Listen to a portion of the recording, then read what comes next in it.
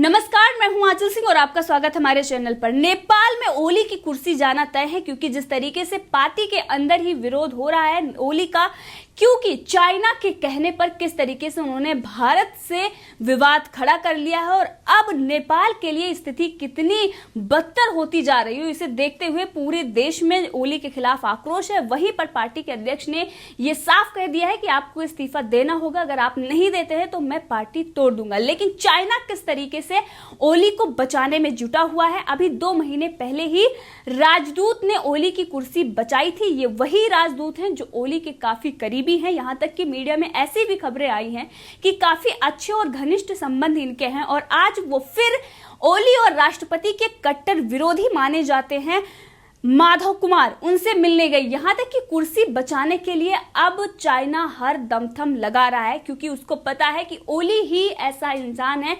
जिसको रखकर वो भारत के विरोधी प्रोपेगेंडा फैला सकता है और किस तरीके से ये दिखा सकता है कि नेपाल भारत के विरोध में। इसी विषय पर चर्चा के लिए हमारे साथ हैं राजनीतिक विश्लेषक पवन त्यागी। सर, आपका बहुत बहुत स्वागत है हमारे चैनल पर। सर, अब चाइना ने पूरा दमथम दिखा दिया है, क्योंकि ओली को बचाना मेन मकसद है उसका नेपाल में, क्योंकि भारत के विरोध में अगर नेपाल को खड़ा करना है तो ओली को लाना जरूरी है। पहले भी ऐसी सारी चीजें आ गई हैं कि राजदूत ने किस तरीके से ब्रेन वॉश किया है, तमाम तरीके की ऐसे खबरें आ रही हैं। लेकिन अभी जिस वक्त वो ओली को बचाने की कोशिश कर रही हैं, ये साबित हो रहा है कि जो खबरें आ रही थी वो सच ही थी। आप क्या कहेंगे इस पर? देखिए, ये जो नेपाल में इस समय चीनी दूतावास दूत है चीन की राजदूत जी, ये राजदूत इसके पहले पाकिस्तान में थी और इनका काम क्या है कि जिस भी देश में इनको नियुक्त किया जाता है वहाँ के प्रधानमंत्री राष्ट्रपति को वहाँ की जो सत्ताधारी पार्टी है या विपक्ष है उसको अपने फेवर में करना। जिस तरह से पाकिस्तान को आज चीन ने कंगाल कर दिया और अपना आर्थिक गुलाम बना लिया है, अगले ही कड़ी में उसने नेपाल को जोड़ा है और नेपाल के साथ एक संधि की 2016 में केपी शर्मा ओली के साथ ट्रांजिट ट्रांसपोर्ट एग्रीमेंट TTA। इसके तहत चीन ने उनको 7 ऐसे रास्ते खोल के दिए हैं, ट्रांजिट पॉइंट, जिसमें 4 समुद्री और 3 लैंड पोर्ट हैं, जहां के जरिए चीन नेपाल से व्यापार के सामान को इधर उधर लाएगा। अब नेपाल के पास तो कुछ देने के लिए नहीं है बहुत ज़्यादा खास, लेकिन चीन से ज़्यादातर सामान नेपाल भेजने की योजना चीन की है और वो भी सस्ती दरों पर और कर्जे पर। नेपाल को एक तरह से आर्थिक गुलाम बनाने की चीन की तैयारी है, जो अभी तक नेपाल की जनता और नेपाल के लोग नहीं समझ रहे हैं। ये केपी शर्मा ओली तो समझौता कर चुके हैं, इनका कोई निजी लाभ है जिसके कारण इन्होंने समझौता किया है कि भारत से इनको व्यापार बढ़ाना नहीं है, चीन से बढ़ाना है। जबकि आप देख लिए वहां पे BRI जो प्रोजेक्ट है उसके लालच में ये सोच रहे हैं कि वहां से रेल मार्ग जो रहेगा ये उस BRI मार्ग से जुड़ जाएंगे तो चीन के जरिए वहां से सामान आएगा, चीन के पोर्ट से सामान आएगा। लेकिन आपको बता दूं कि कोई कंटेनर अगर चीनी पोर्ट से चलता है पूर्वोत्तर तट से तो वो 45 दिन लगभग उसको लगेंगे पहुंचने में, जबकि भारत से वो कोलकाता से या हल्दिया पोर्ट से केवल 20 दिन में वो पहुंच सकता है। इससे आप समझ सकते हैं कि लागत कितनी कम भारतीय सामान की रहेगी। लेकिन केपी शर्मा ओली चीन को फायदा पहुंचाने के लिए समझौता कर चुके हैं, जिसमें ये राजदूत की बहुत बड़ी भूमिका है और इसीलिए ये पूरा वो करने को तैयार हैं, हर वो शर्तों को तैयार हैं जिससे चीन को फायदा पहुंचे। चीन व्यापार बढ़ाने के लिए एक तो रास्ते खोल रहा है, जिसका अभी इन्होंने हाल ही में लद्दाख वाला क्षेत्र भी खोल दिया है केपी शर्मा ओली ने। अभी वो कोरोना के टाइम में बंद किया गया था ये सोच करके कि चीन से कोरोना वायरस आ रहा है। एक तरफ ये कहते हैं कि भारत का कोरोना वो ज़्यादा सख्त है, चीन का नरम है। 6 महीने वो रास्ता इन्होंने बंद रखा, लेकिन अभी लद्दाख वाला एरिया भी इन्होंने जो व्यापार के लिए खोल दिया है।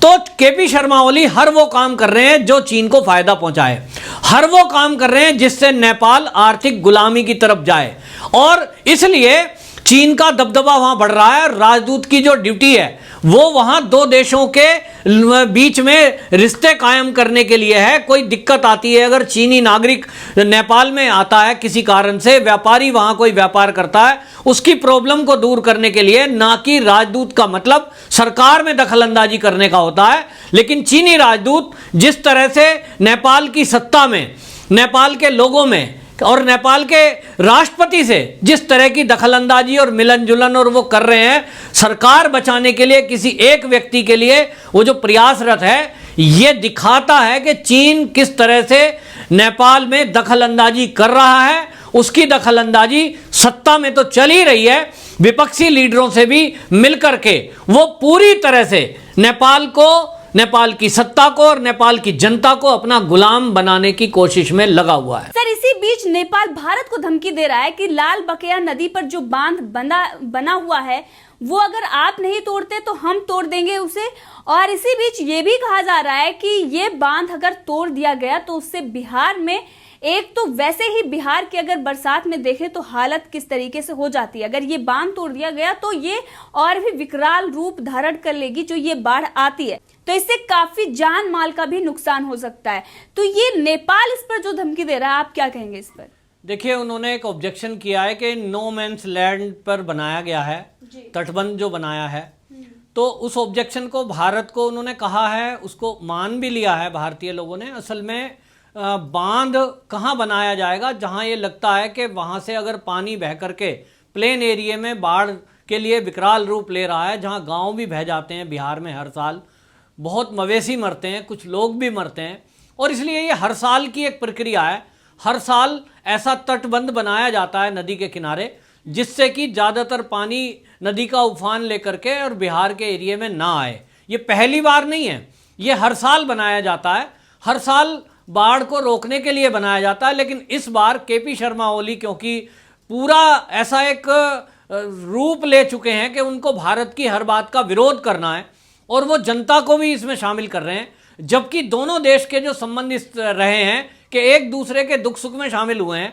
अब अगर बाढ़ आएगी और भारत में वो विनाश करेगी तो इससे नेपाल का क्या फायदा होने वाला है? नेपाल में कभी कोई दिक्कत आती है, नेपाल के अंदर भूकंप आया था तो भारत के लोगों ने बढ़ चढ़ के उनकी सहायता की थी, तो एक दूसरे की सहायता हम करते ही हैं। ऐसे में उनका धमकी देना कि या तो जी तटबंध हटा लो नहीं तो हम तोड़ देंगे, दोनों ही स्थिति में मैं आपको बता दूं, अगर तटबंध जहां पे लगाया हुआ है, क्योंकि बिहार बॉर्डर लगता है, अगर उसको हटाया गया तब भी पानी बिहार के गांव में आएगा, और अगर उन्होंने खुद से तोड़ दिया तो भी आएगा पानी, क्योंकि इस समय बरसात में वो नदियों में पानी बढ़ जाता है लेवल, और वो तटबंध तोड़ करके अगर आएगा तो ज़्यादा विकराल रूप लेगा। अब इसलिए धमकी को देखते हुए भारत ने वैसे ये तय किया है कि उसको अपने क्षेत्र में तटबंध बनाएंगे, क्योंकि जिस तरह से लग रहा है कि नेपाल की सरकार ही इस समय जनता को उकसाकर भारत के विरुद्ध खड़ा कर रही है। वो मैं कह रहा हूं ना कि वो जनता को भी शामिल कर रहे हैं इसमें, तो जनता कभी वहां नहीं तो सरकार के विरोध में होती थी, अब ये जमीन को लेकर के हर बार जनता को भी साथ ला रहे हैं।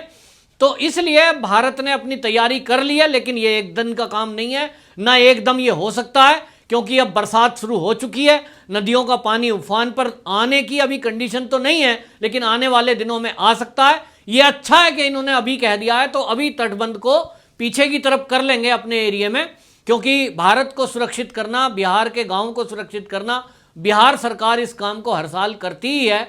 तो लेकिन ऐसी मुसीबत की समय में नेपाल का ये जो कहना है, इस समय जो विवाद पैदा करना है, ये वास्तव में बहुत ही अशोभनीय है, और नेपाल के लोग ये देखें इस बात को कि उनकी सरकार किस तरह से भारत के साथ व्यवहार कर रही है।